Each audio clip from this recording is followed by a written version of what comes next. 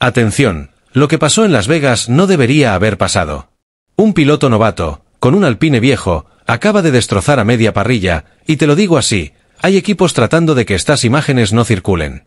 Quédate, porque lo que vas a ver ahora la Fórmula 1 no quiere que lo sepas.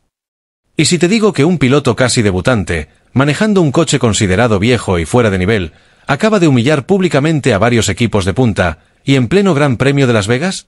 Sí, lo que hizo Franco Colapinto está haciendo temblar a más de un directivo en la Fórmula 1, y hoy te voy a mostrar por qué. Bienvenidos, soy analista especializado en Fórmula 1 desde hace más de 2 décadas, y hoy vamos a desmenuzar el escándalo que está sacudiendo el paddock. Lo de Colapinto no fue suerte, no fue casualidad, fue una demostración brutal de talento, temple y lectura de carrera. En este vídeo vas a descubrir cómo logró un rendimiento imposible con un Alpine atrasado. ¿Por qué dejó en evidencia a equipos con presupuestos millonarios? ¿Y qué significa esto para el futuro de la categoría? Y te adelanto algo, lo que pasó en Las Vegas podría costarle el asiento a más de un piloto con apellido en 2026. Quédate porque esto recién empieza. Escándalo. Para entender realmente la magnitud de lo que ocurrió, primero hay que retroceder al punto de partida y poner en contexto el estado del equipo. Alpine llegó a Las Vegas prácticamente resignado, sin grandes expectativas y con la sensación de que el fin de semana sería, como tantos otros esta temporada, un ejercicio de supervivencia más que de ambición. El coche estaba siendo generosos 1 o 2 pasos por detrás de la media del pelotón.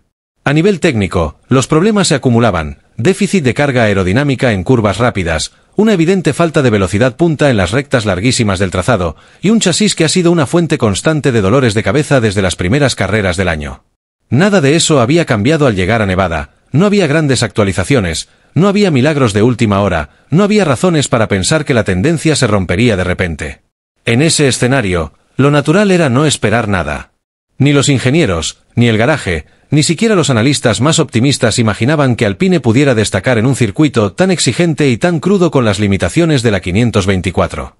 Todo apuntaba a otro fin de semana discreto, uno más para tachar del calendario y seguir adelante. Hasta que Colapinto salió a pista. Su aparición cambió el tono de la historia de forma casi instantánea.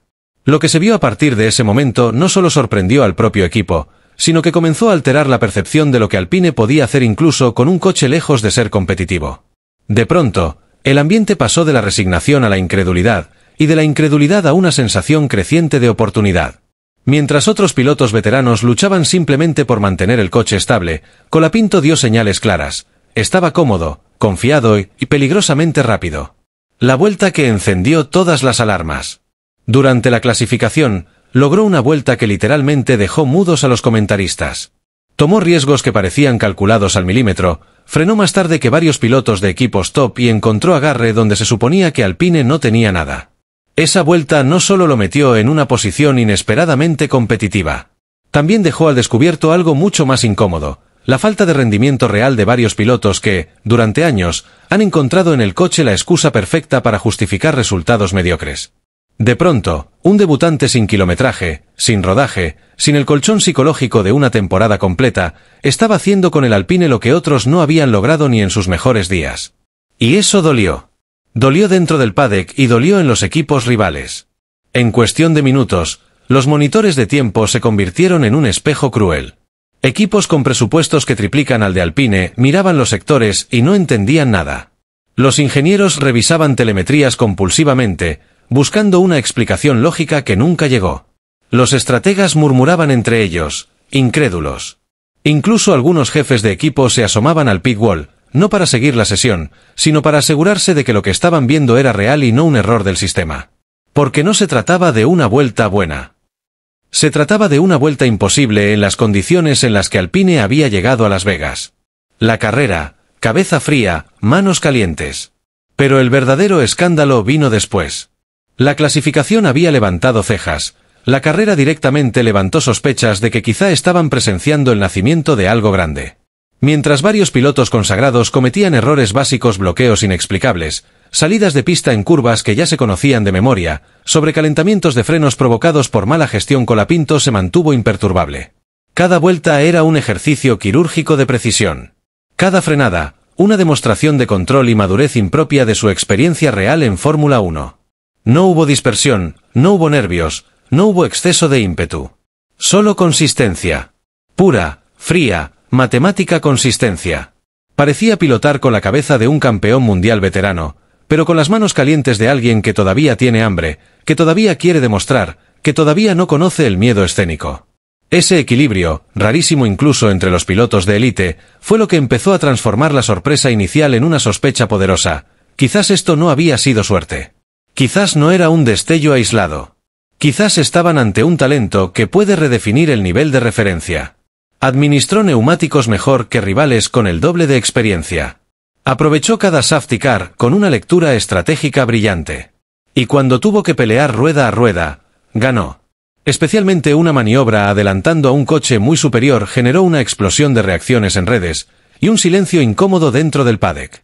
Si estás disfrutando este análisis y querés estar siempre informado con datos claros y explicados por alguien que vive la Fórmula 1 desde adentro, suscríbete ahora mismo. Subo contenido cada semana y no te vas a querer perder lo que viene. ¿Por qué dejó en ridículo a media parrilla?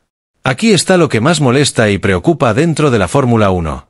Con un coche claramente inferior, limitado y caprichoso, Colapinto exhibió 3 cualidades que hoy, en este mismo momento, no todos los pilotos oficiales de la parrilla pueden presumir de tener.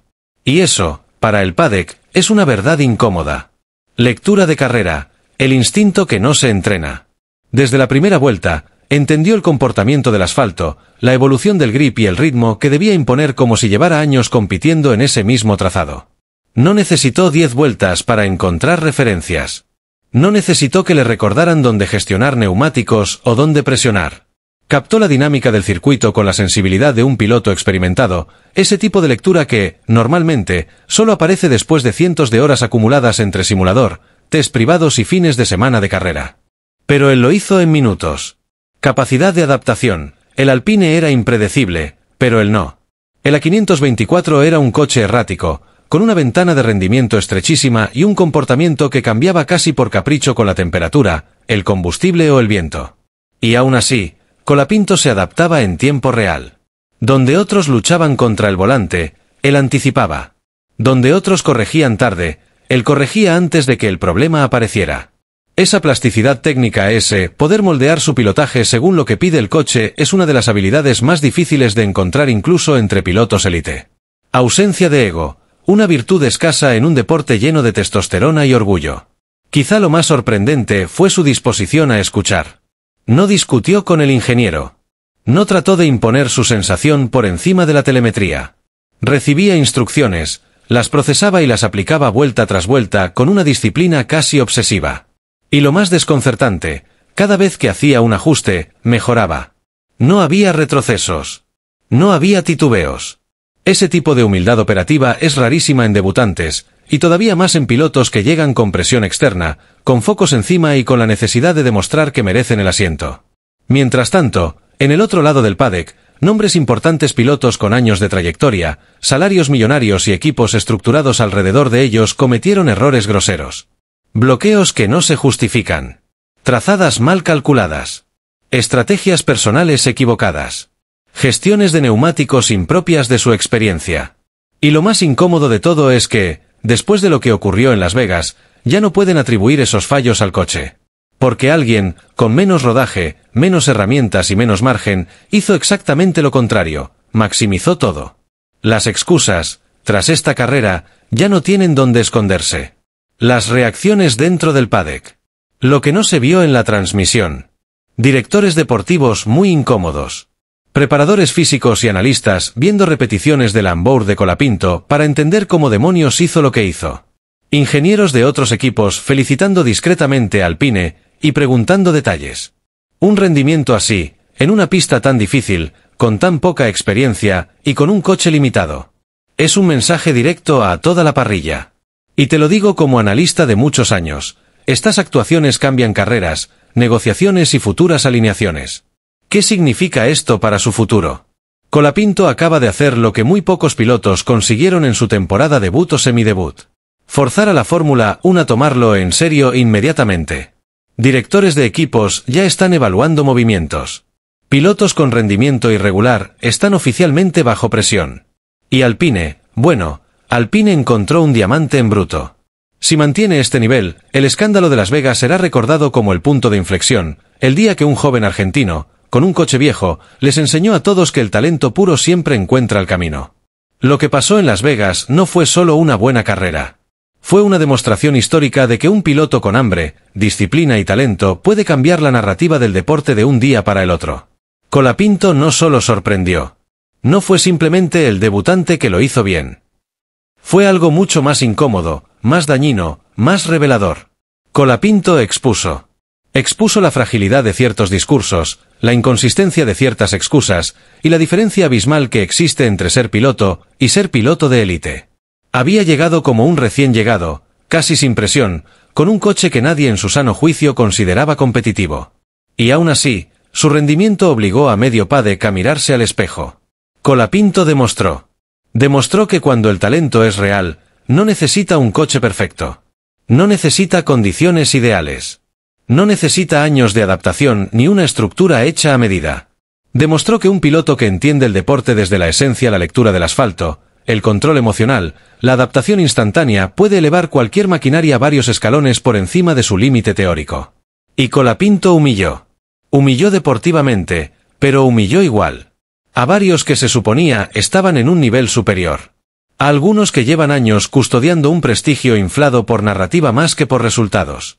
A otros que, cada fin de semana, encuentran un nuevo motivo para culpar al coche, al setup, al viento o a la estrategia. En Las Vegas, todas esas excusas quedaron desnudas. Porque el mismo coche que no gira, que no tracciona, que no tiene velocidad punta, de repente, en manos de alguien sin pasado en la categoría, parecía mucho menos malo de lo que algunos lo habían hecho ver durante toda la temporada. Por eso duele. Por eso incomoda.